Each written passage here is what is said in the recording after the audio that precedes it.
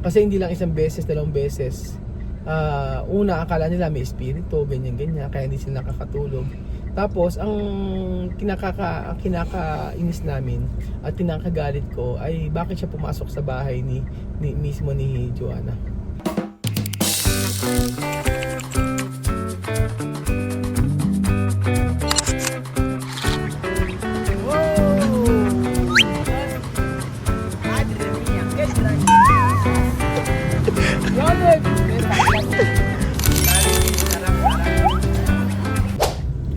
Magandang araw po sa inyong lahat mga amigo. Kumusta po kayo?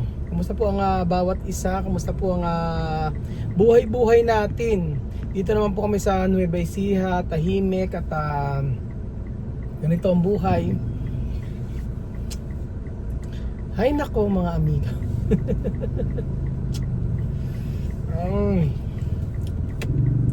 So ayan, about po sa video natin ngayong araw mga amigo, yung kung saan pinasok po ng mga tao si Joanna, isang tao lang pala.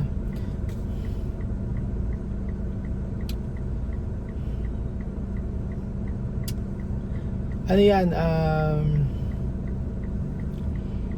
marami kasing comment doon, sabing gano'n, paano raw ba nakapasok yung tao, anong motibo yan. Nako, yung pintuan kasi na yon may lock yun. Ngayon po mga amigo, sabi ko kay Joanna, wag magsasara ng pintuan sa umaga. Dati pa yon kasi merong gumagawa doon, yung time na may nagpipintura at time na inaayos yung bahay niya. So ang pagkakaintindi niya, wag magsasarado ng pinto 24 hours. Sabi ko daw yun. So hindi nga siya nagsarado, kaya ayan, meron po nakapasok sa kanila. At sabi ko, hindi yun ang ibig ko sabihin pag may gumagawa lang. Siyempre sa gabi, kailangan nakasarado ang mga pintuan. At saka, ayun nga po, marami magtaano sa akin, marami nagko-comment na sabing ganun, asan daw ba yung CCTV. Ganito po ang istorya nun. Dahil na umuwi si Jose tsaka si Kuya Bedyo na lumipat sa amin, sa bahay namin, hindi na po, tinanggal namin yung CCTV doon. Tapos ang alam ko ay nagkaroon ng problema yung CCTV. Nagtanggal kami, tinanggal ni Bedyon. So ngayon na lang uli nagkabit kami kasi nga po sa nangyaring insidente. At ginawan ko naman na aksyon mga amigo, kasi yung video na palabas na yan ay yan nangyari yan. At after kong mag-vlog mga amigo, at that time na yan ay gumawa ako ng aksyon. So syempre nakakatakot kasi malaking responsibilidad po yung ako kay Joanna at saka kay Wesley. Kagaya niyan, hindi nakakatulog si Joanna ng maayos. At saka dumarating pa sa point mga amigo na si Joanna po ay natutulog dun sa may resort. So hinahayaan ko lang na dun siya matulog pagka po walang naka-check-in. Kaya po pag andun siya sa resort, kampante siya. Kaya nga po inaapura ko matapos yung bahay mga amigo, kasi syempre para po doon sa may kabilang side, doon na mag-i-stay sila Joanna at saka si Wesley. So si Wesley po, ang ginagawa niyang style, sabi ko sa kanya, isarado ang pintuan.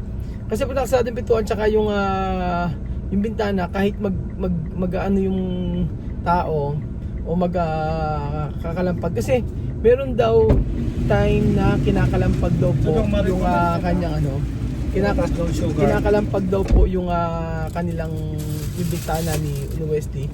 Tapos misigaw daw. Yun ang sabing gano'n ni Wesley sa akin. Pero marami iba-iba istorya nila Si Joanna naman daw ay merong sinasabi na parang merong nananakot sa kanila, ganyan. No, akalangan niya espiritu. Tapos tao pala, tao mismo ang nananakot. So akala nyo hindi ko ginawa na action. Siyempre gagawin ko na action yun, hindi po pwede. Kasi hindi po pwedeng vlog lang, hindi pwedeng video lang, hindi pwedeng ganyan lang. Kailangan gumawa ako ng action. So ang sabi ko sa kanila, basta sa gabi magsarado sila ng pintuan, ganun po. At saka sobrang safe sa lugar na yon, mga amigo. Kaya hindi ako naniniwala na ibang tao yon. So ang yung tao na gumawa ng mga amigo ay I think parang para sa akin ang motibo, yung motibo ng tao na gumagawa is para umalis sila. Oo, yun na, di ba ko bet yun? Yung kila Joanna, ang motibo nun para umalis sila kasi parang ginugulo sila, di ba? Oo, yun yung aking yun yung aming obserbasyon na yung tao na kasi hindi lang isang beses, dalawang beses.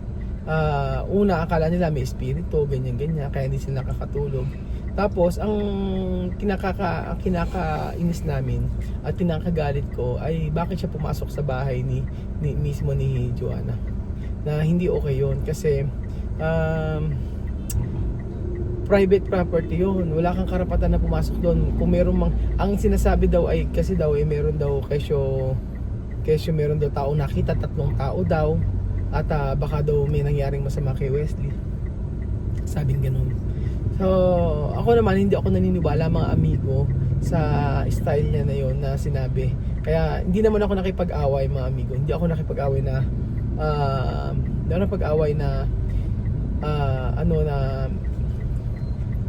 kung ano yung ganyan. Nakikinig lang ako that time. So, syempre para sa akin kasi mahirap po na ipagwalang bahala. Kasi po syempre, sagutin ko sila Joanna at saka si Wesley kung ano man yung mangyari. Ang tingin nila Joanna at saka ni Wesley dito is tinatakot nga sila. At una nga, di ba, sabi nga espiritu. Tapos, ang sabing ganun tama ba ako kay Bedyon yung camera dati doon tinanggal nyo, di ba? Bakit natingal? Nasira ba? Tama ba? Hindi, pinatanggal niya, di ba? Wala lang siya yung camera. Wala lang kasi kayo doon. Binablock niya yung camera. Kasi daw for privacy daw sila bilang video, di ba? Karapatan natin yun. Nagano yung camera kasi tinakpan niya yung camera. Paano makita? Hindi na makita. Sabi ko doon pangalan natin to kasi kaya tinanggal ko kasi wala naman na. Ayun. Kaya daw pala tinanggal, sabi ni Kevin Jun ay di ba nagreklamo? Princess? Nagreklamo yung nakaupa doon, sabing gano'n privacy daw. Privacy daw para daw Ngayon ang ginawa namin kasi may tinatago sila. Kung may tinatago sila yun nga, basta ginawan ko na ng action mga amigo about doon. So sabi pala ni Kevin yung palang CCTV kaya binablock pala, tinatagal para hindi makita. So ibig sabihin may tinatago daw, sabi ni Kevin. So ang pag-aakala ko ay nasira or tinanggal dahil kasi umalis na sila doon. So hindi pala, yun palang dahilan nun. At wag po kayo mag-alala, nagawa ko na po ng action about doon.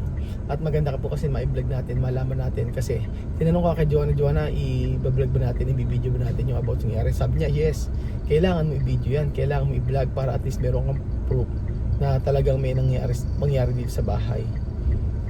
Pero galit si Joanna that time. Nagalit siya.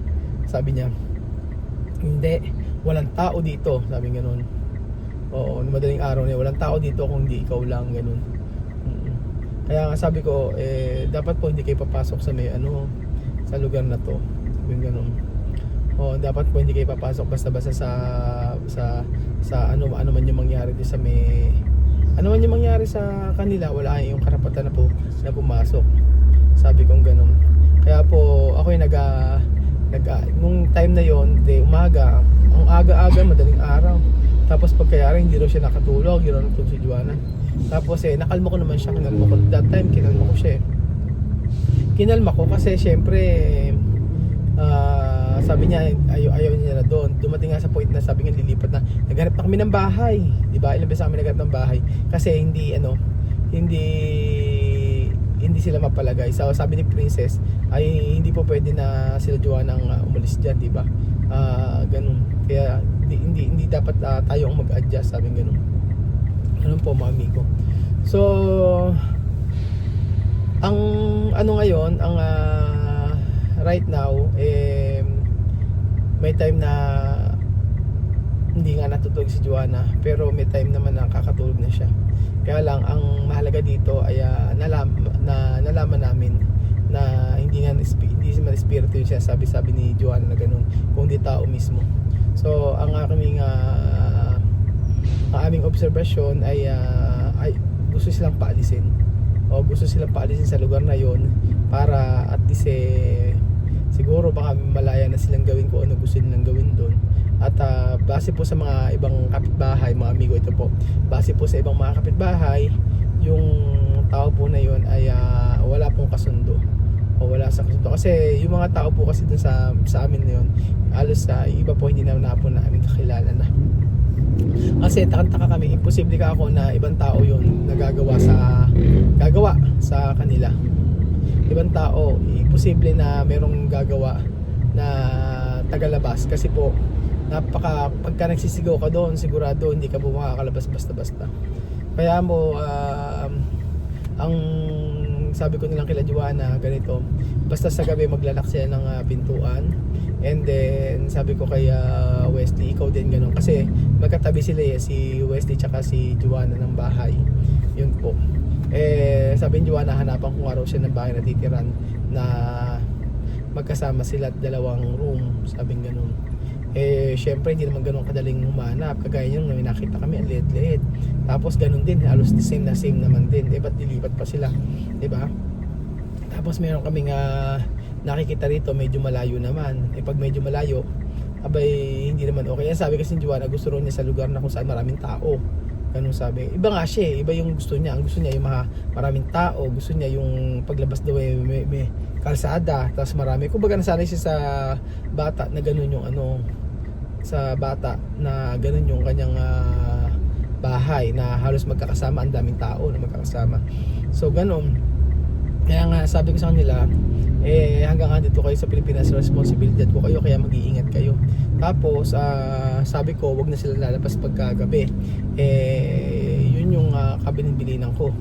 Sabi ko, safe ka ako sa lugar na to, walang problema. Kaya lang, kayo lang umiwas, di ba? Kayo yung iiwas sa ganyan na baka mamaya kung ano mapano kayo dyan. Kaya halimbawa gabi, bibili sila sa tindahan, lalabas pa sila ng kanto. Sabi ko, hanggat maaari, huwag na silang lumabas.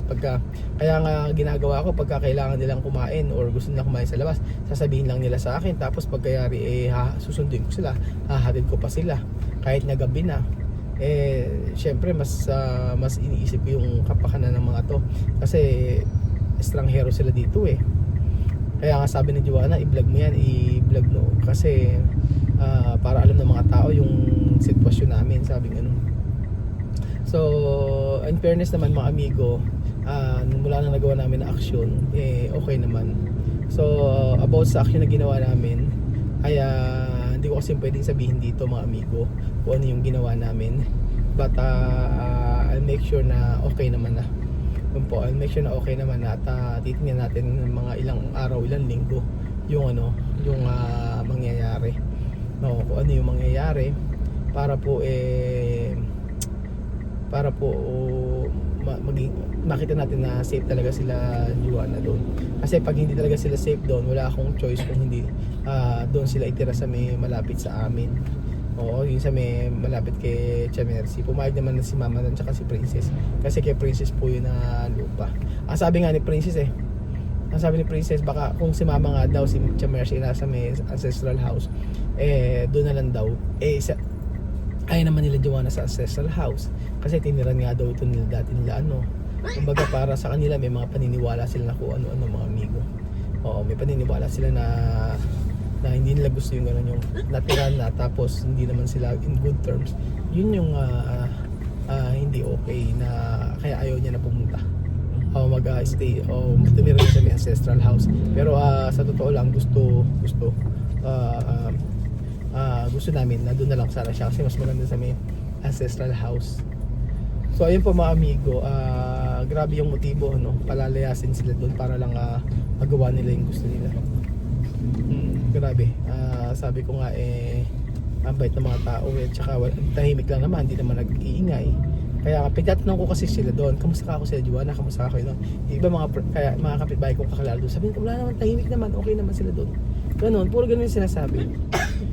So yun po mga amigo, i-update ko po kayo sa mga pangyayari at naway maging okay na sila doon para hindi na sila lumipat ng bahay. Thank you so much po mga amigo at God bless po.